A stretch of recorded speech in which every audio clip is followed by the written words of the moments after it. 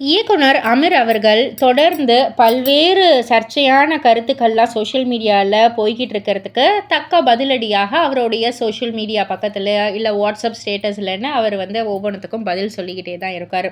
சமீபத்தில் இந்த அவார்ட்ஸை பற்றி நிறைய நடிகைகள்லாம் குரல் கொடுத்துருந்தாங்க. அதாவது இதுலேயுமே பாலிடிக்ஸ் நடக்குதா, ஏன் இதில் இப்படி ஒரு தலைபட்சமாக இந்த ஸ்டேட் அவார்ட்லாம் கொடுத்துருக்காங்க, அப்படி இப்படின்ற மாதிரி நிறைய கருத்துக்கள்லாம் உலா வந்துக்கிட்டு இருந்தது. ஸோ இப்போ அவார்டு விருதை பற்றி இப்போ அமீர் அவர்கள் என்ன சொல்லியிருக்காருன்னா, விருதுகள் விற்கப்படுது அப்படின்ற மாதிரி சொல்லியிருக்காரு. அதாவது மதயானை கூட்டம் படத்திற்கு தேசிய விருது கிடைத்திருக்க வேண்டும், ஆனால் நம்மளுடைய நாட்டில் விருதுகள் கொடுக்கப்படுவதற்கு பதிலாக விற்கப்படுகிறது அப்படின்ற மாதிரி சொல்லியிருக்காரு.